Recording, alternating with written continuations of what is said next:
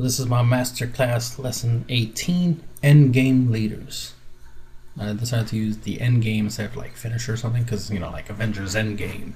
So endgame, typically, it's the idea of a finisher, right? A leader that you'll use as a finisher. It meets a lot of the criteria of a finisher because the idea is to finish the game, right? So endgame. So you want to finish the game. You want leaders that can help you facilitate that situation. It's always a good idea to keep that in mind when you're like looking, especially when a new set comes out and there's all these new leaders. That you look through them. I tend to do this. I always look for leaders, like for my own personal use. Like if I'm going to build a deck, look for leaders that they themselves is the win con, right? They themselves can win me the duel. For obvious game theory reasons. One, they're always there. You don't have to cast them. You don't have to search them. They're not like ultimates. Ultimates are nice and all, but they're essentially win cons that you have to get lucky and draw, right? Get lucky. You can add them to your hand, like Selzeno, for example. So. But then you still got to play them, right? You still got to meet requirements to play them. Leaders you don't, you just start off with a leader, which makes it a logical idea to use a leader as your finisher, as your win con, right? As the way you close the game, because it will always be there. Other thing about game theory, for game theory purposes, about leaders is that they're usually immune to a lot of things, except for like negates and blockers, and being out combo, right? Unless the leader has those types of effects that can bypass those things. Usually, you don't have to worry about stuff like Mafuba, or or a battle card that has an effect that that can negate the attack of a battle card, or minus the attack of a battle card, or KO cards. So you don't have to worry about cards like that because your leader can't be KO'd. Your leader card is not a battle card, so it won't be affected by cards that affects battle cards, and so forth and so forth, right? So there's a lot of benefits from of being a leader. So why not take advantage of that by picking leaders that have finisher qualities, that they are literally your win con. So we got stuff like Fuse the Monster's Range Strike, for example. On his Awakened side, he has a active main. He has two of them, but the first one is once per turn, if your opponent has 8 or more energy, in their energy area, choose up to 4 of your opponent's life and place them at the bottom of their deck in any order. Which means if they only have 4 life left, you just ended the game right there. Technically, it's quadruple strike, quadruple burn, whatever you want to call it, however way you want to call it. And notice it says up to 4, which means that they have 3, you basically burn them for 3. If they have 2, you burn them for 2. If they have 1, you burn them for 1. You get the idea.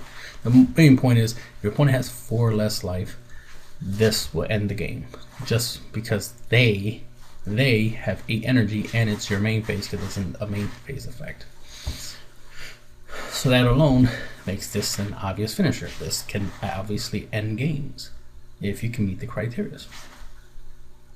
So that's all we can say about that. We have Goku, Super Saiyan 4 Goku, Senses Regained. He has double strike, which is always good. That's a key thing.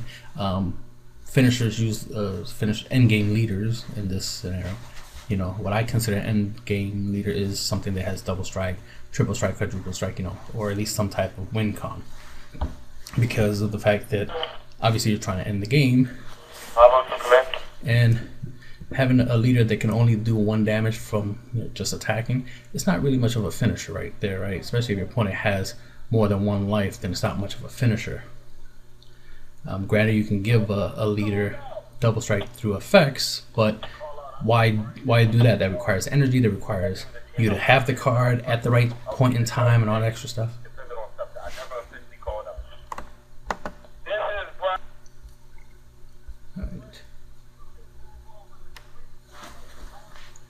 So, sorry, I'm at work. So, what the hell was I saying? Oh yeah, you don't want to use cards to you don't want to use other cards, other resources, let's put it that way, other resources You don't want to waste them on trying to turn your leader into a finisher, which you can do. I mean, you know, if that's the case, if that happens, that happens. But having a leader that already is a finisher, so you don't have to put effort into making your leader into a finisher, is better. So a leader that already has double strike, you know, and you notice these are all the awakened side. That's the main thing. If a leader starts off with like double strike and stuff like that, that's great. Nothing wrong with that. But typically, you're looking at the awakened side,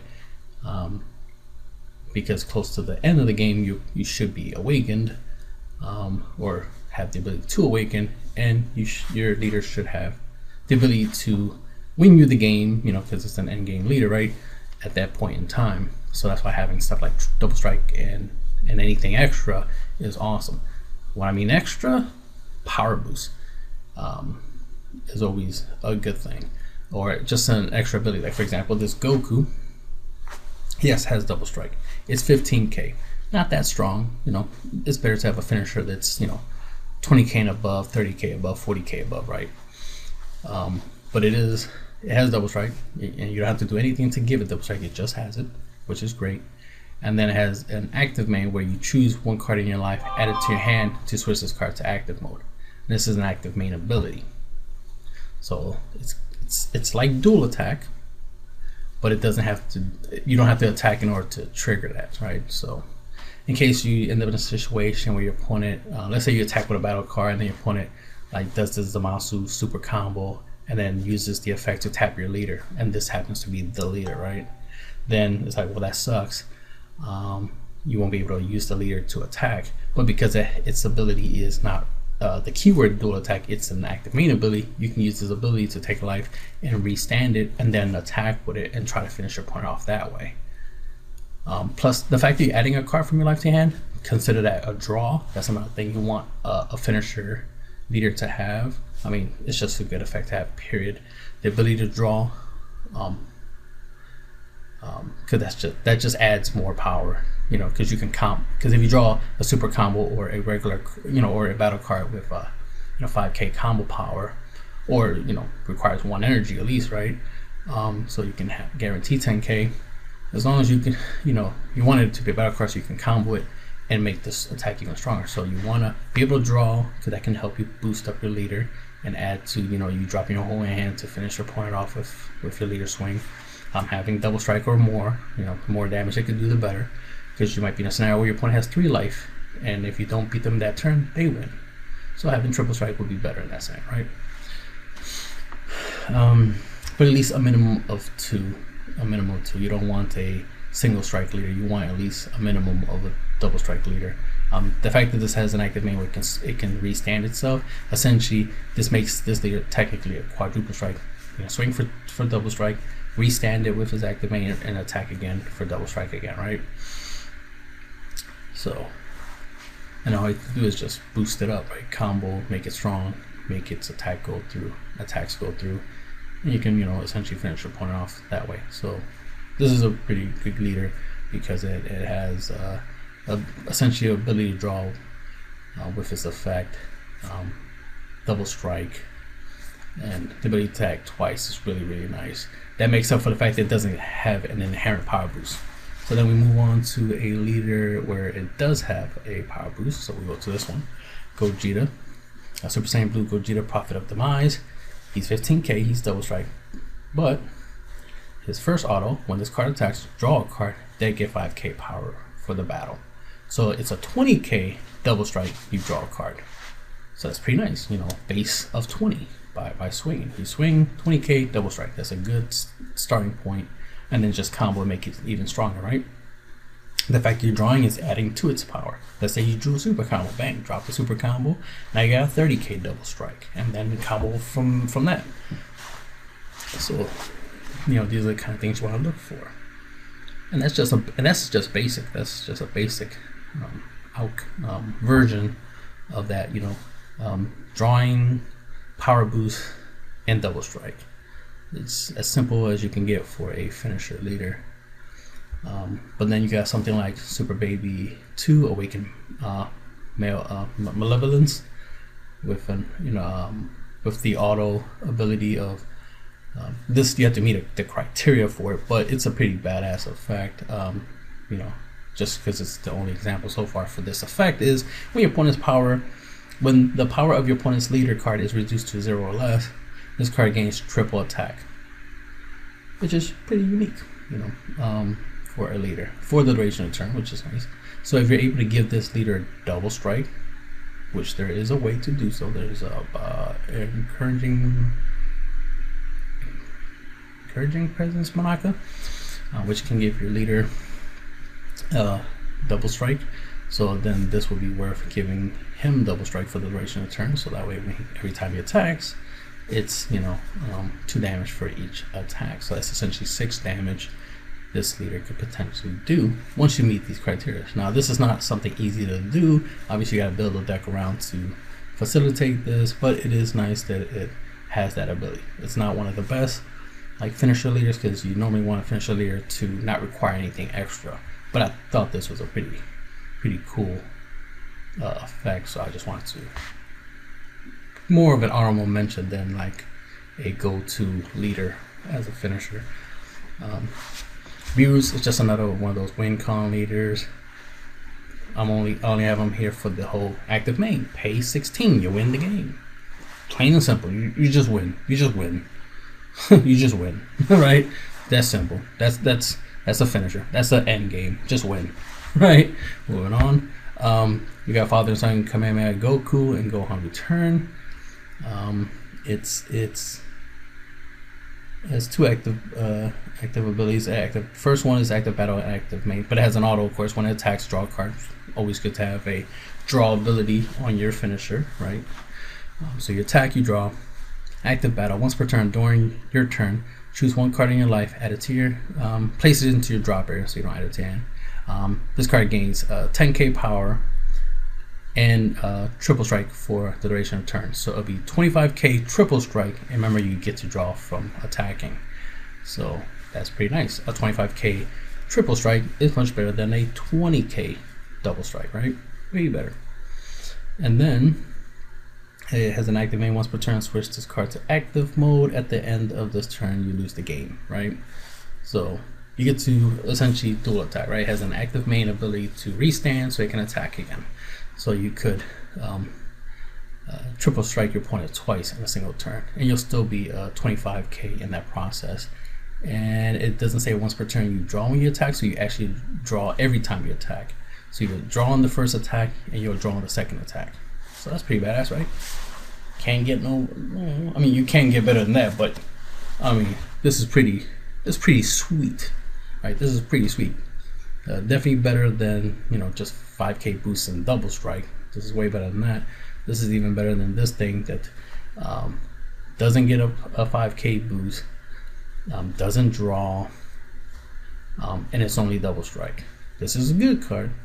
That one's better, right, in those regards. But if you need a yellow leader, then of course this is the go-to yellow leader for this this type of situation. If you want the active main ability to essentially attack twice and double strike, and you need the leader to be yellow, this would be a good leader for that.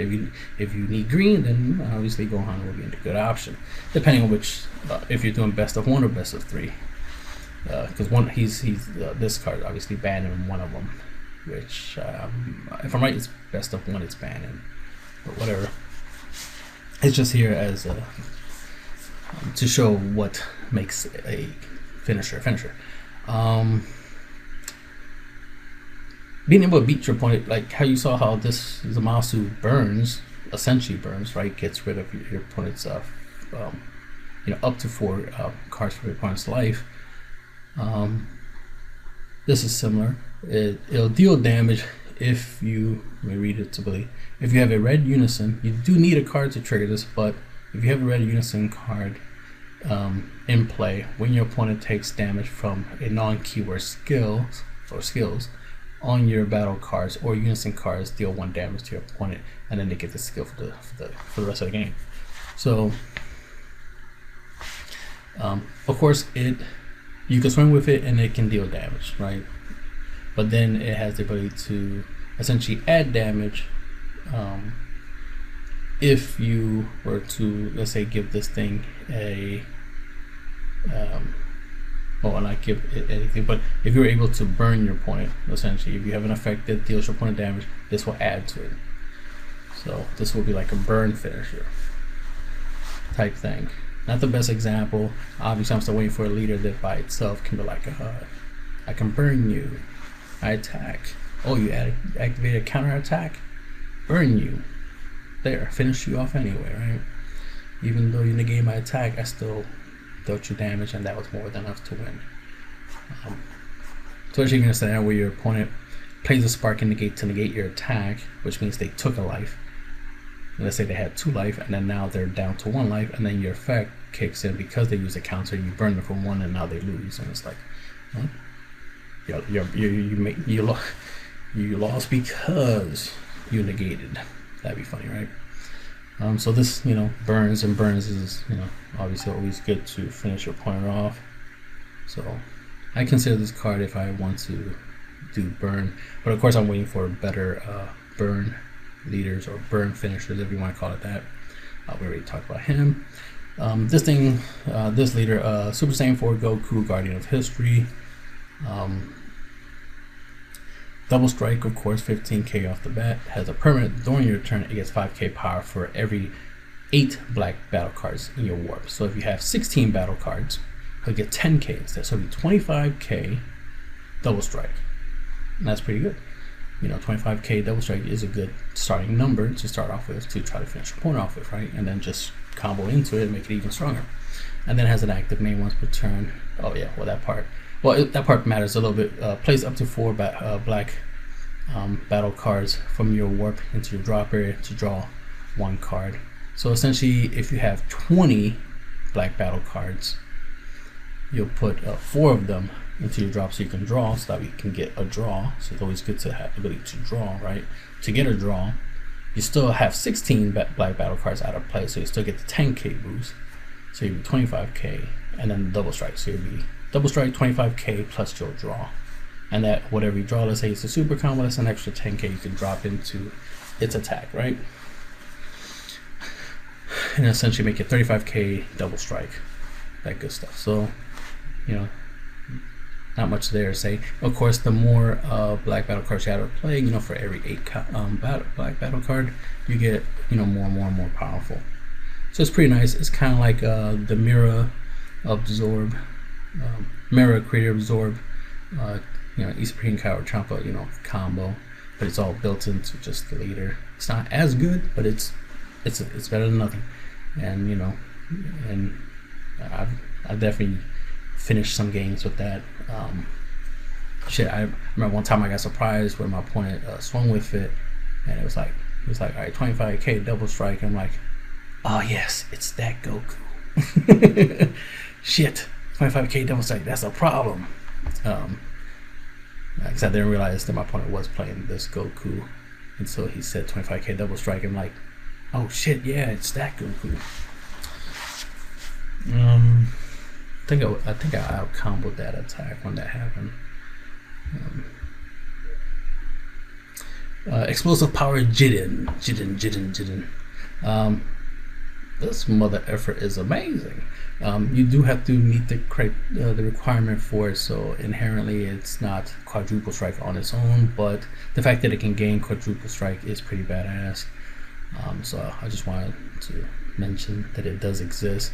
If you're looking for a quadruple strike leader, here's one. Technically, you can count this as a quadruple strike leader, with its ability to attack twice, and then over here you got a 6 hit right here, leader. But right here, when this card attacks, draw a card, so it has at least draw power. Doesn't have a power boost ability, so it's only 15k. So 15k quadruple strike doesn't sound that impressive, right? And its activated is you choose 9 Universe 11 cards in your drop area and then warp them in order to gain the quadruple strike for the duration of the turn. Imagine if it was quadruple attack instead of strike. That would have been interesting. But it's quadruple strike, which is good because you you better just swing one time and just deal all the damage off of one hit. You just gotta pump his attack up high enough to make sure that attack counts. You have to meet the criteria, but it was kind of cool to see that there was a quadruple strike leader. And then we got Saiyan Delusion Hercule. This mother effer. Alright, so pretty good. He has an active main.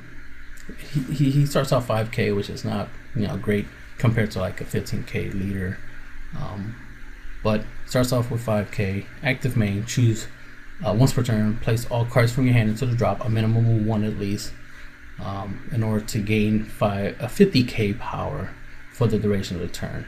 So he'll become 55k, almost 60k power. That's pretty strong. That's essentially almost equivalent to a leader with 15k power and you played 4 super combos. That's essentially the equivalent. So 55k, that's the equivalent. 4 super combos on a 15k leader. That's what this effect is doing. And all you have to do is discard 1 card in order to trigger it. The thing is, and then it does have an auto when you attack, you draw, so that's nice. So maybe you draw a super combo and then combo it in there, and then you got 65k attacker. But this is where, you know, I mean, that's good, but unless you have something, you know, to make it deal more damage, you're not really going to finish your opponent off. But that's where this part of the ability of his effect comes in, where if you place 5 or more cards, you need at least a minimum of 5. Just 1 just to make him strong.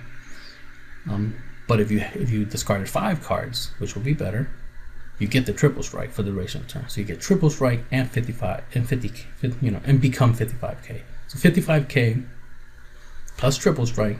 Then when you attack, you draw, and it could be a super combo, right? So then you can go up to 65k triple strike. And that's pretty nice. Because again, you know, that's pretty high. So you are currently attacking your opponent with, you know, technically 65k triple strike, and that should be more than enough to end your opponent out.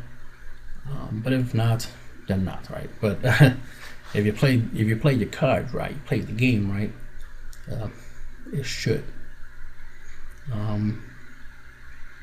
Another thing you can do, what I like when I just thought of it right now, is like what you want to do is right, pitch 5 cards from your hand to trigger all his full power and become 55k triple strike, right? But then use, let's say you put 2 Saiyan Instincts in the drop area, tap 4 energy, warp them, draw 4 cards. So now you got 4 cards in your hands. Let's say they're all 5ks, right? So you got 4 battle cards that are 5k, so that's essentially an extra 20k. You attack, draw, so an extra 5, maybe get an extra 5k. So right there, that's 25k on top of his 55. So 80k triple strike. And that's just at the bare minimum. You could, maybe you drew your super combos all of a sudden from that line of play, right? But you know, at least a minimum of 80k triple strike with that strategy. So it's just something to consider if you're using this leader. But it's pretty cool, you know. That was pretty badass to get that strong. Like, I looked at him like, really, 50k? Not 10, not 5k, so it's a 10k leader. No, 50k. Man, I wish that effect was on a lot of other leaders. Start off 15k and then get 50k, so you're 65k off the rip. Delicious. It's already nice that some leaders, when they attack, they can get 5k boost and become 20k, you know, just for swinging. And then of course some can get even stronger. Oh yeah, this one, I was gonna say, oh, where's the leader where you combo? It's like, this is the one that's the example of that, of a leader that you can combo from your drop area in order to make it stronger. So let's just, but I was gonna say, like, this can obviously make itself stronger through its permanent. But this Broly Surge of Brutality, he has an active battle ability. Once per turn, if you have 3 or less life and you choose a card under this card, place it to your drop area, and then choose one of these abilities. The main one for the finisher effect, of course, is choose up to 1 battle card in your drop area, combo with it, so like a super combo, so that we can get 1,000 boosts, right? 10k boost, and then gain double strike for the duration of the turn. So you attack, trigger this effect, and now the leader is 25k and double strike. Notice there is no draw. You don't draw a card, so we don't get the benefit of drawing a card. But 25k double strike, not bad. You know what I mean? Not bad.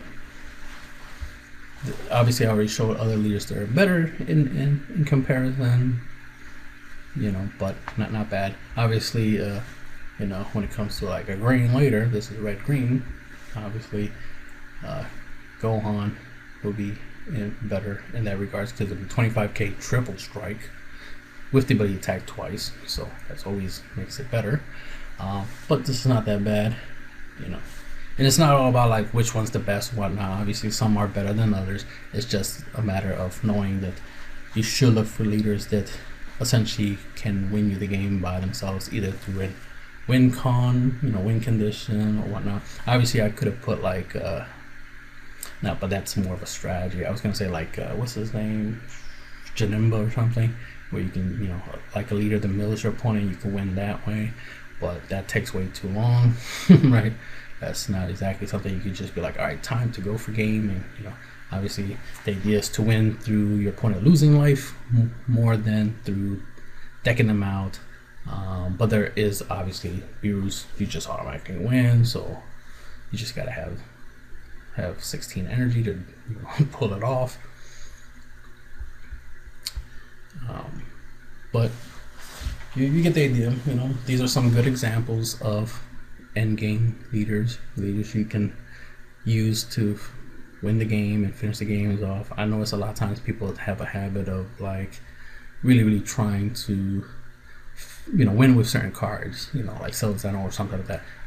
Nothing wrong with that. It's good, but why not have that?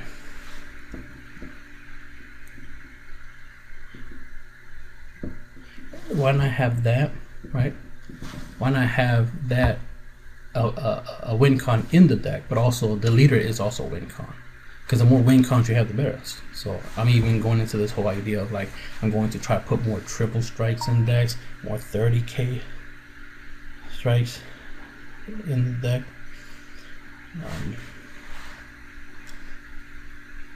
That's like 30k strike. I mean 30k, you know, attackers and stuff like that. Put more of that stuff into decks, because that's just essentially that's just adding more win conditions or winning opportunities into your deck, if you want to call it that way. Win cons, right? Win condition. So having more win cons. So your leader is a win con, your battle card is a win con, a unison is a win card, extra card is a win con. Did I say all the cards? Leader, battle card, unison, extra card. That's all the card types.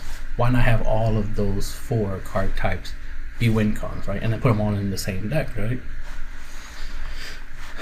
And that should be the end of the video.